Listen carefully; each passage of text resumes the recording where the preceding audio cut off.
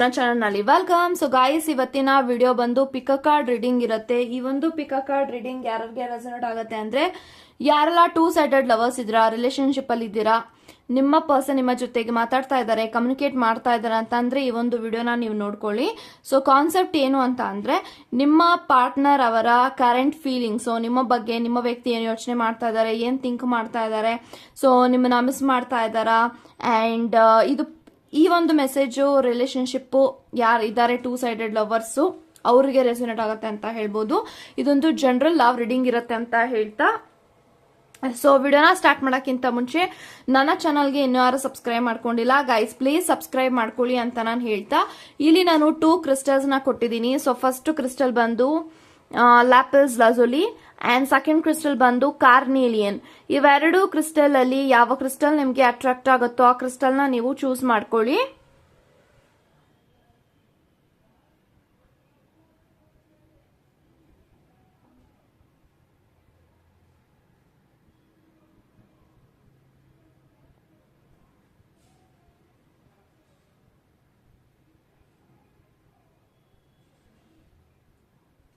I think ಇವಾಗ ನೀವು choose ಮಾಡ್ಕೊಂಡಿದ್ದೀರಾ ಅನ್ಕೊಳ್ತೀನಿ. ಚೂಸ್ ಮಾಡದೇ ಇರೋರು ವಿಡಿಯೋನ ಪಾಸ್ ಮಾಡಿಯೂ ಸಹ ನೀವು ಚೂಸ್ ಮಾಡ್ಕೊಳ್ಬಹುದು ಅಂತ ಹೇಳ್ತಾ, ಸೊ ಎಸ್ ಗೈಸ್, ಇವಾಗ ವಿಡಿಯೋನ ಸ್ಟಾರ್ಟ್ ಮಾಡಿ. ಯಾರೆಲ್ಲ ಲ್ಯಾಪಿಸ್ ಲಜೋಲಿನ ಇಲ್ಲಿ ಚೂಸ್ ಮಾಡ್ಕೊಂಡಿದ್ರ, ಸೊ ಇವಾಗ ನೋಡೋಣ ನಿಮ್ಮ ಪಾರ್ಟ್ನರ್ ನಿಮ್ಮ ಬಗ್ಗೆ ಏನ್ ಯೋಚನೆ ಮಾಡ್ತಾ ಇದ್ದಾರೆ, ಏನ್ ಥಿಂಕ್ ಮಾಡ್ತಾ ಇದ್ದಾರೆ ಅಂತ ತಿಳ್ಕೊಳ್ಳೋಣ. Okay, so S,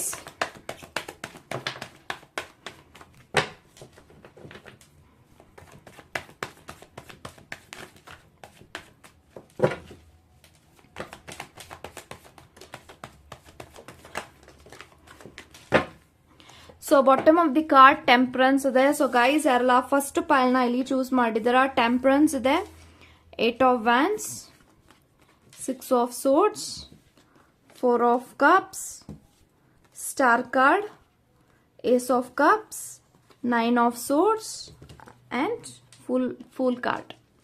okay, so guys, ನನಗೆ ಎಲ್ಲಾ ಕಾರ್ಡ್ಸ್ ಪ್ರಕಾರ ಏನ್ ಇಂಟೆನ್ಷನ್ಸ್ ಬರ್ತಾ ಇದೆ ಅಂದ್ರೆ, ನೀವು ಯಾರನ್ನ ನೆನೆಸ್ಕೊಂಡು ಈ ಒಂದು ವಿಡಿಯೋನ ನೋಡ್ತಾ ಇದ್ರ, ನಿಮ್ಮ ಪರ್ಟಿಕ್ಯುಲರ್ ಪರ್ಸನ್ ಜೊತೆಗೆ ಡೆಫಿನೆಟ್ಲಿ ನೀವಿಬ್ರು ನೋ ಕಾಂಟ್ಯಾಕ್ಟ್ ಸಿಚುಯೇಷನ್ ಅಲ್ಲಿ ಇರಬಹುದು, ಅಥವಾ ನಿಮ್ಮ ವ್ಯಕ್ತಿ ಜೊತೆಗೆ ಲಾಂಗ್ ಡಿಸ್ಟೆನ್ಸ್ ಅಲ್ಲಿ ಇರಬಹುದು, ಅಥವಾ ಇತ್ತೀಚೆಗೆ ನಿಮ್ಮಿಬ್ರು ಮಧ್ಯ ಕಮ್ಯುನಿಕೇಶನ್ ಗ್ಯಾಪ್ ಆಗಿರ್ಬೋದು. ಈ ತರ ಎನರ್ಜೀಸ್ ಇದೆ ಅಂತ ಅಂದ್ರೆ ಈ ಒಂದು ಫಸ್ಟ್ ಪೈಲ್ ನಿಮ್ಗೆ ರೆಸನೇಟ್ ಆಗುತ್ತೆ ಅಂತ ಹೇಳ್ತೀನಿ.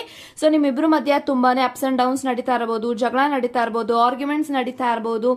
ಸೊ ಮೂರನೇ ವ್ಯಕ್ತಿಗಳಿಗೋಸ್ಕರ ನೀವಿಬ್ರು ಕಿತ್ತಾಡ್ತಾ ಇದ್ರ, ಜಗಳ ಮಾಡ್ತಾ ಇದ್ರ. ಸೊ ಎಲ್ಲೋ ಒಂದ್ ಕಡೆ ನಿಮ್ಮ ಕನೆಕ್ಷನ್ ಅಲ್ಲಿ there is lot of disturbance ಅಂತ ಕಾಣಿಸ್ತಾ ಇದೆ. ಸೊ ನಿಮ್ಮ ವ್ಯಕ್ತಿ ಅದೆಲ್ಲ ನೆನ್ಸ್ಕೊಂಡು ಯೋಚನೆ ಮಾಡಿದಾಗ ಡೆಫಿನೆಟ್ಲಿ ನಿಮ್ಮ ವ್ಯಕ್ತಿಗೆ ಹರ್ಟ್ ಆಗ್ತಾ ಇದೆ, ಪೇನ್ ಆಗ್ತಾ ಇದೆ. ಯಾಕೆಂತ ಅಂದ್ರೆ ನಿಮ್ಮ ವ್ಯಕ್ತಿಯ ಬಿಹೇವಿಯರ್ ಇಂದ, ಅವರ ಒಂದು ಆಟಿಟ್ಯೂಡ್ ಇಂದ ನಿಮಗೆ ಹರ್ಟ್ ಆಗ್ತಾ ಇದೆ. ಸೊ ಹಾಗಾಗಿ ಅವರು ಪೇಷನ್ಸ್ ಇಂದ, ತಾಳ್ಮೆಯಿಂದ ಪಾಸಿಟಿವ್ ಆಗಿ ಯೋಚನೆ ಮಾಡ್ತಾ ಇದ್ದಾರೆ. ಇದನ್ನ ಹೇಗೆ ಡೀಲ್ ಮಾಡೋದು, ಹೇಗೆ ಸರಿಪಡಿಸೋದು, ನಮ್ಮಿಬ್ರ ಮಧ್ಯೆ ಇರುವಂತಹ ಇಶ್ಯೂಸ್ ನ ಹೇಗೆ ಸಾರ್ಟ್ ಔಟ್ ಮಾಡೋದು, ಹೇಗೆ ಇದಕ್ಕೆ ಎಲ್ಲದಕ್ಕೂ ಸೊಲ್ಯೂಷನ್ ಸಿಗೋದು, ಹೇಗೆ ಇದನ್ನೆಲ್ಲ ಸರಿಪಡಿಸ್ಕೊಳ್ಳೋದು. ಸೊ ನಿಮ್ಮ ಇಬ್ಬರ ಕನೆಕ್ಷನ್ ಡೆಫಿನೆಟ್ಲಿ ಈಲ್ ಆಗತ್ತೆ ಅಂತ ನಾನು ಹೇಳ್ತೀನಿ. ಸೊ ಸ್ಟಾರ್ ಇದೆ, ಟೆಂಪರೆನ್ಸ್ ಇದೆ, ನಿಮ್ಮಿಬ್ಬರ ಕನೆಕ್ಷನ್ ಬ್ಯಾಲೆನ್ಸ್ ಆಗತ್ತೆ ಮುಂದೆ ಬರುವಂತಹ ದಿನಗಳಲ್ಲಿ. ಸೊ ನಿಮ್ಮ ವ್ಯಕ್ತಿ ನಿಮ್ಮನ್ನ ತುಂಬಾ ಚೆನ್ನಾಗಿ ನೋಡ್ಕೊಳ್ತಾರೆ, ಪ್ರೀತಿ ಮಾಡ್ತಾರೆ, ಎಲ್ಲಾನು ಕೂಡ ಮೊದ್ಲಿನ ತರ ಎಲ್ಲವೂ ಕೂಡ ಸ್ಟಾರ್ಟ್ ಆಗತ್ತೆ. ಸೊ ನಿಮಗೆ ಇಲ್ಲಿ ಏನ್ ಬೇಕಾಗಿದೆ, ಪೇಷನ್ಸ್ ಬೇಕಾಗಿದೆ. ನಿಮ್ಮ ವ್ಯಕ್ತಿಗೂ ಕೂಡ ಒಂದು ಪೇಷನ್ಸ್ ಬರ್ತಾ ಇದೆ. ಸೊ ನನ್ನ ಒಂದು ಆಟಿಟ್ಯೂಡ್ ಇಂದ, ನನ್ನ ಒಂದು ಬಿಹೇವಿಯರ್ ಇಂದ, ನನ್ನ ಒಂದು ರೂಡ್ನೆಸ್ ಇಂದ ನನ್ನ ಪಾರ್ಟ್ನರ್ಗೆ ಹರ್ಟ್ ಆಗ್ತಾ ಇದೆ, ಅವ್ರಿಗೆ ಪೇನ್ ಆಗ್ತಾ ಇದೆ. ನಾನು ಅವ್ರಿಗೆ ತುಂಬಾ ಚೆನ್ನಾಗಿ ನೋಡ್ಕೊಳ್ಬೇಕು, ಅವ್ರನ್ನ ನಾನು ತುಂಬಾ ಪದೇ ಪದೇ ಹರ್ಟ್ ಮಾಡ್ತಾನೆ ಇದ್ದೀನಿ, ಅವರು ನನ್ನಿಂದ ಹರ್ಟ್ ಆಗ್ತಾನೆ ಇದ್ದಾರೆ ಅನ್ನೋದು ನಿಮ್ಮ ವ್ಯಕ್ತಿಗೆ ರಿಯಲೈಸೇಷನ್ ಆಗ್ತಾ ಇದೆ ಅಂತ ಹೇಳ್ಬೋದು. ಸೊ ಫೂಲ್ ಕಾರ್ಡ್ ಇದೆ. ಸೊ ಎಸ್, ಡೆಫಿನೆಟ್ಲಿ ನಿಮ್ಮಿಬ್ರ ಮಧ್ಯ ನ್ಯೂ ಬಿಗಿನಿಂಗ್ಸ್ ಆಗತ್ತೆ. ಸೊ ನಿಮ್ಮಿಬ್ರ ಮಧ್ಯೆ ಇವಾಗ ಅಟ್ ಪ್ರೆಸೆಂಟ್ ಯಾವ ಒಂದು ಸಿಚುಯೇಷನ್ ಅಲ್ಲಿ ಇದೀರಾ, ಆ ಒಂದು ಸಿಚುಯೇಷನ್ ಮುಂದೆ ಬರುವಂತಹ ದಿನಗಳಲ್ಲಿ ಇಂಪ್ರೂವೈಸ್ ಆಗತ್ತೆ ಅಂತ ನಾನು ಹೇಳ್ಬೋದು. So definitely there is a communication gap, communication ಮಾಡ್ತಾ ಇಲ್ಲ, ಕಮ್ಯುನಿಕೇಶನ್ ಗ್ಯಾಪ್ ಆಗ್ತಾ ಇದೆ. ನಿಮ್ಮಿಬ್ರು, ನಿಮ್ಮ ಪಾರ್ಟ್ನರ್ ನಿಮ್ಮನ್ನ ಬ್ಲಾಕ್ ಮಾಡಿರ್ಬೋದು, ಅಥವಾ ನೀವು ನಿಮ್ಮ ವ್ಯಕ್ತಿಯಿಂದ ಹರ್ಟ್ ಆಗಿ ಬ್ಲಾಕ್ ಮಾಡಿದೀರಾ ಅಂತ ಅಂದ್ರೆ, ಸೊ ನೀವು ಅನ್ಬ್ಲಾಕ್ ಮಾಡಿ. ಸೊ ನಿಮ್ಮ ವ್ಯಕ್ತಿನೂ ಕೂಡ ನಿಮ್ಮನ್ನ ಬ್ಲಾಕ್ ಮಾಡಿದಾರ ಅಂತ ಅಂದ್ರೆ ಮುಂದೆ ಬರುವಂತಹ ದಿನಗಳಲ್ಲಿ ಅನ್ಬ್ಲಾಕ್ ಮಾಡ್ತಾರೆ ಅಂತ ನಾನು ಹೇಳ್ತೀನಿ. ಅಂಡ್ ಈ ಒಂದು ವ್ಯಕ್ತಿ ನಿಮ್ಮನ್ನ ತುಂಬಾ ಕಾಳಜಿ ಮಾಡ್ತಾರೆ, ತುಂಬಾ ಪ್ರೀತಿ ಮಾಡ್ತಾರೆ, ತುಂಬಾ ಕೇರ್ ಮಾಡ್ತಾರೆ. ಸೊ ಎಲ್ಲಿ ಪ್ರೀತಿ ಇರುತ್ತೆ ಅಲ್ಲಿ ಜೆಲಸ್ ಇರುತ್ತೆ, ಪೊಸೆಸಿವ್ನೆಸ್ ಇರುತ್ತೆ, ಅಲ್ಲಿ ಜಗಳ ಇರುತ್ತೆ, ಕೋಪ ಇರುತ್ತೆ, ಮುನಿಸ್ ಇರುತ್ತೆ, ಪ್ರತಿಯೊಂದೂ ಕೂಡ ಇರುತ್ತೆ. So in the same way ನಿಮ್ಮ ಕನೆಕ್ಷನ್ ಅಲ್ಲೂ ಕೂಡ ಜಾಸ್ತಿ ಪ್ರೀತಿ ಇರೋದ್ರಿಂದ ಇಲ್ಲಿ ನಿಮ್ಮಿಬ್ರ ಮಧ್ಯ ಪ್ರಾಬ್ಲಮ್ಸ್ ಆಗ್ತಾ ಇದೆ. ಸೊ ಇದನ್ನೆಲ್ಲ ಫೇಸ್ ಮಾಡ್ತಾ ಇದ್ದೀರಾ. ಬಟ್ ಡೆಫಿನೆಟ್ಲಿ ನಿಮ್ಮ ವ್ಯಕ್ತಿ ನಿಮ್ಮನ್ನ ಕಳ್ಕೊಂಡು ನಿಮ್ಮಿಂದ ದೂರ ಉಳಿದು ಸಪ್ರೇಟ್ ಆಗಿ ಬದುಕುವಂತ ಒಂದು ಕ್ಷಣಕ್ಕೆ ನಿಮ್ಮ ವ್ಯಕ್ತಿ ಅವಕಾಶ ಕೊಡೋದಿಲ್ಲ ಅಂತ ಹೇಳ್ಬೋದು. ಯಾಕಂತಂದ್ರೆ ಈ ಒಂದು ವ್ಯಕ್ತಿ ನಿಮ್ಮನ್ನ ತುಂಬಾ ಹಚ್ಕೊಂಡಿದ್ದಾರೆ, ನಿಮ್ಮಿಬ್ರ ಮಧ್ಯ ತುಂಬಾನೇ ಎಮೋಷನಲ್ ಬಾಂಡಿಂಗ್ ಇದೆ. ಸೊ ಈ ಒಂದು ವ್ಯಕ್ತಿ ನಿಮ್ಮ ಜೊತೆಗೆ ಲಾಯಲ್ ಆಗಿದ್ದಾರೆ, ಆನೆಸ್ಟಿಯಿಂದ ಇದ್ದಾರೆ. ಸೊ ಅವ್ರು ಏನೇ ಜಗಳ ಮಾಡ್ಬೋದು, ನಿಮ್ಮಿಂದ ದೂರ ಉಳಿದು ಒಂದ್ ಸ್ವಲ್ಪ ದಿನ ಆದ್ಮೇಲೆ ಮಾತಾಡಿಸ್ಬೋದು, ಈ ತರ ನಿಮ್ಮ ವ್ಯಕ್ತಿ ಮಾಡ್ತಾರೆ. ಬಿಟ್ರೆ ನಿಮ್ಮನ್ನ ಶಾಶ್ವತವಾಗಿ ಕಳ್ಕೊಂಡು ದೂರ ಇರುವಂತ ಪರಿಸ್ಥಿತಿನಲ್ಲಿ ಈ ಒಂದು ವ್ಯಕ್ತಿಗೆ ಖಂಡಿತ ಆ ಒಂದು ಪ್ರಾಬ್ಲಮ್ಸ್ ನ ಫೇಸ್ ಮಾಡೋದಿಕ್ಕಾಗಲ್ಲ. ಈ ತರ ಇಶ್ಯೂಸ್ ನ ಮಾಡ್ಕೊಂಡು ದೂರ ಆಗೋದಿಕ್ಕೆ ಇಷ್ಟ ಪಡೋದಿಲ್ಲ. ಅಂಡ್ ನಿಮ್ಮನ್ನ ಅವರು ಕಳ್ಕೊಳಕ್ ಇಷ್ಟ ಪಡ್ತಾ ಇಲ್ಲ. ಸೊ ಅವರು ನಿಮ್ಮನ್ನ ತುಂಬಾ ಯೋಚನೆ ಮಾಡ್ತಾರೆ, ತುಂಬಾನೇ ಮಿಸ್ ಮಾಡ್ತಾ ಇದ್ದಾರೆ. ಯಾಕಂತಂದ್ರೆ ತುಂಬಾ ಮೇ ಬಿ 2-3 ವೀಕ್ಸ್ ಆಗಿರ್ಬೋದು ನೀವಿಬ್ರು ಮಾತಾಡಿ, ಮೀಟ್ ಮಾಡಿ, ಒಬ್ರಿಗೊಬ್ರು ಟೈಮ್ ಸ್ಪೆಂಡ್ ಮಾಡಿ ಅಂತ ಅಂದ್ರೆ. ಸೊ ನಿಮ್ಮ ವ್ಯಕ್ತಿ ನಿಮ್ಮನ್ನ ಅಟ್ ಪ್ರೆಸೆಂಟ್ ಮಿಸ್ ಮಾಡ್ತಾ ಇದ್ದಾರೆ ತುಂಬಾ ಅಂತ ಹೇಳ್ಬೋದು. So this person is missing you so badly. ತುಂಬಾ ಯೋಚನೆ ಮಾಡ್ತಾರೆ, ಥಿಂಕ್ ಮಾಡ್ತಾರೆ, ಬಟ್ ತೋರಿಸ್ಕೊಳ್ಳೋದಿಲ್ಲ. ಸೊ ನಾನು ತುಂಬಾ ಯೋಚನೆ ಮಾಡ್ತೀನಿ, ಥಿಂಕ್ ಮಾಡ್ತೀನಿ, ಅಂಡ್ ನಿಮ್ಮನ್ನ ನಾನು ನೆನ್ಪ್ ಮಾಡ್ಕೊಳ್ತೀನಿ, ರಿಮೆಂಬರ್ ಮಾಡ್ಕೊಳ್ತೀನಿ ಅಂತ ಅವರು ತೋರಿಸ್ಕೊಳ್ಳೋದಿಲ್ಲ. ಬಟ್ ಈ ಒಂದು ವ್ಯಕ್ತಿ ನಿಮ್ಮನ್ನ ತುಂಬಾನೇ ನೆನಪು ಮಾಡ್ಕೊಳ್ತಾ ಇರ್ತಾರೆ, ಪ್ರತಿ ಕ್ಷಣ ನಿಮ್ಮ ಬಗ್ಗೆ ಯೋಚನೆ ಮಾಡ್ತಾ ಇರ್ತಾರೆ, ಥಿಂಕ್ ಮಾಡ್ತಾ ಇರ್ತಾರೆ. ಸೊ ಅವರು ನಿಮ್ಮ ಬಗ್ಗೆ ಯೋಚನೆ ಮಾಡಬಾರ್ದು ಅಂತ ಎಷ್ಟೇ ಪ್ರಯತ್ನ ಪಟ್ಟು ಅವರು ಎಷ್ಟೇ ಕೆಲಸದಲ್ಲಿ ತೊಡಗಿಸ್ಕೊಂಡ್ರು ಕೂಡ ಆ ಒಂದು ವ್ಯಕ್ತಿಗೆ ಇರೋದಿಕ್ ಆಗ್ತಲ್ಲ. This person wants you and ಅವ್ರು ನಿಮ್ ಜೊತೆಗೆ ಮಾತಾಡ್ಬೇಕು. ಇದೊಂದು ರೊಟೀನ್ ಆಗೋಗ್ಬಿಟ್ಟಿದೆ ನಿಮ್ಮ ಪರ್ಸನ್ಗೆ. ನಿಮ್ ಜೊತೆಗೆ ಮಾತಾಡದೆ ಇರಕ್ಕಾಗಲ್ಲ, ನಿಮ್ ಜೊತೆಗೆ ನೋಡದೆ ಇರಕ್ಕಾಗಲ್ಲ, ನಿಮ್ಮಿಂದ ದೂರ ಉಳಿದು ಅವ್ರ ಪಾಡಿಗೆ ಅವರು ಇದ್ಬಿಟ್ಟು ನಿಮ್ಮನ್ನ ಇಗ್ನೋರ್ ಮಾಡೋದಿಕ್ಕಾಗಲ್ಲ, ಅವಾಯ್ಡ್ ಮಾಡೋದಿಕ್ಕಾಗಲ್ಲ. ಸೊ ಈ ತರ ಒಂದು ವ್ಯಕ್ತಿಗೆ ವೀಕ್ನೆಸ್ ಇದೆ, ನಿಮ್ಮ ಬಗ್ಗೆ ಅಷ್ಟೊಂದು ಕಾಳಜಿ ಇದೆ, ಪ್ರೀತಿ ಇದೆ. ಸೊ ಪ್ರೀತಿ ಇರೋದಕ್ಕೆ ಅವರು ನಿಮ್ಮ ಹತ್ರ ಏನೋ ಒಂದು ಮಾತಾಡ್ಬೇಕಲ್ಲ ಅಂತ ಮಾತಾಡ್ಬೇಕು, ಕಾನ್ವರ್ಸೇಷನ್ ಸ್ಟಾರ್ಟ್ ಮಾಡ್ಬೇಕು ಅಂತಾನೆ ಅವರು ಕೆಲವೊಂದ್ಸತಿ ಜಗಳ ಮಾಡ್ಕೊಂಡು ಬರ್ತಾರೆ ನಿಮ್ಮ ಹತ್ರ, ಅವಾಗಾದ್ರೂ ಇವ್ರು ಮಾತಾಡ್ತಾರೆ ಅಂತ. ಸೊ ಅದು ಬಿಟ್ರೆ this person really cares for you ಅಂತ ನಾನು ಹೇಳ್ತಾ God bless you guys.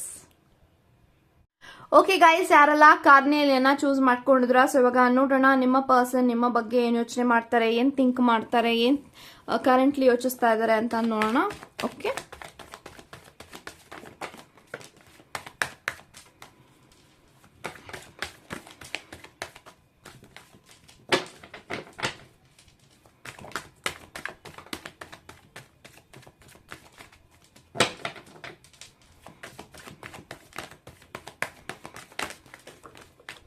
Okay, so bottom of the card 2 of source ಇದೆ. ಸೊ ಗೈಸ್, ಯಾರೆಲ್ಲ ಸೆಕೆಂಡ್ ಪೈಲ್ ನ ಇಲ್ಲಿ ಚೂಸ್ ಮಾಡಿದ್ರ, 2 ಆಫ್ ಸೋರ್ಸ್ ಇದೆ, page of pentacles, 2 of wands, world card, judgement, okay, emperor, queen of wands, and we have 6 of wands.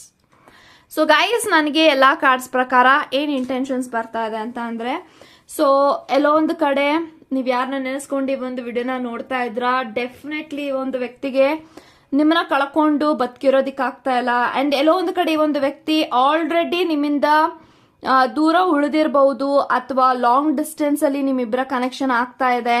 And ಪದೇ ಪದೇ ಒಂದು ವ್ಯಕ್ತಿ ನಿಮ್ಮನ್ನ ಲೈಕ್ ನಂಗೇನ್ ಅನಿಸ್ತಾ ಇದೆ ಅಂತ ಅಂದ್ರೆ, ನಿಮ್ಮಿಬ್ಬರ ಮಧ್ಯ ತುಂಬಾನೇ ಮಿಸ್ಅಂಡರ್ಸ್ಟ್ಯಾಂಡಿಂಗ್ಸ್ ಆಗ್ತಾ ಇದೆ ಅಂತ ನಾನು ಹೇಳ್ಬೋದು.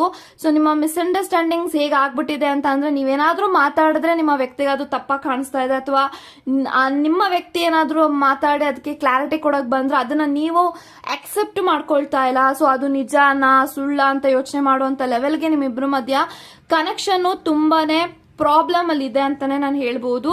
ಸೊ ಈ ಒಂದು ವ್ಯಕ್ತಿಗೆ ಎಲ್ಲೋ ಒಂದು ಕಡೆ ಅವರು ನಿಮ್ಮನ್ನ ಪ್ರಾಮಾಣಿಕವಾಗಿ ಇಷ್ಟಪಟ್ಟಿದ್ದಾರೆ, ಪ್ರಾಮಾಣಿಕವಾಗಿ ಈ ಒಂದು ಕನೆಕ್ಷನ್ ಅಲ್ಲಿ ಬಂದಿರೋದ್ರಿಂದ ಈ ಒಂದು ವ್ಯಕ್ತಿಗೆ ನಿಮ್ಮ ಬಗ್ಗೆ ಡೆಫಿನೆಟ್ಲಿ ತುಂಬಾನೇ ಕಾಳಜಿ ಇದೆ, ತುಂಬಾನೇ ಗೌರವ ಇದೆ, ರೆಸ್ಪೆಕ್ಟ್ ಇದೆ.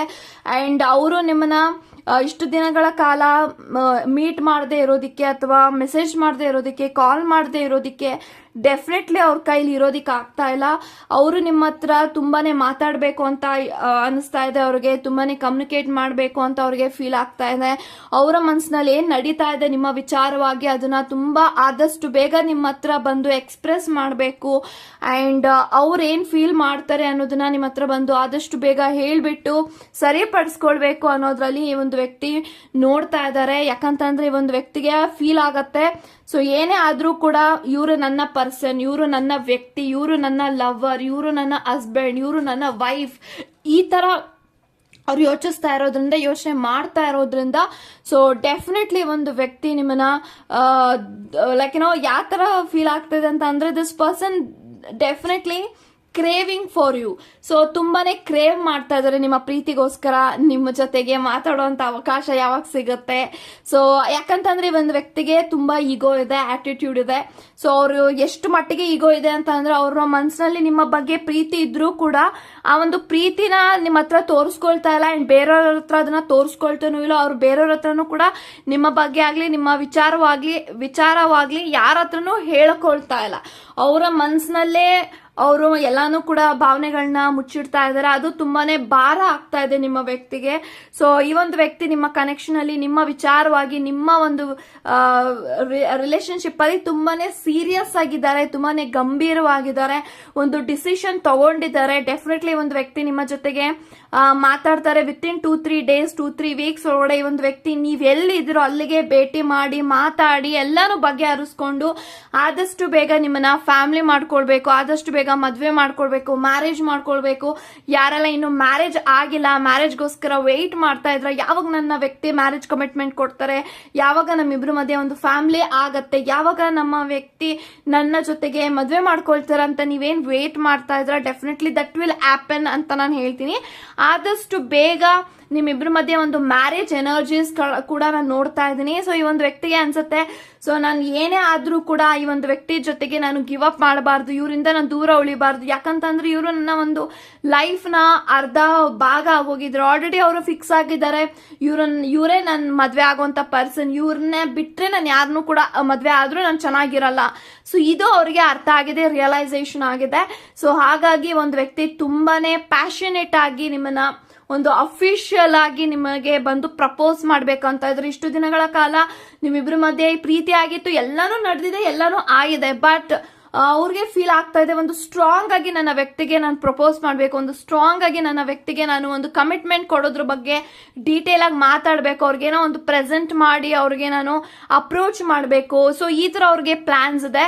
So definitely this person wants to get marry, ಆದಷ್ಟು ಬೇಗ ಫ್ಯಾಮಿಲಿ ಮಾಡ್ಕೊಳ್ಬೇಕು, ಮದ್ವೆ ಮಾಡ್ಕೊಳ್ಬೇಕು.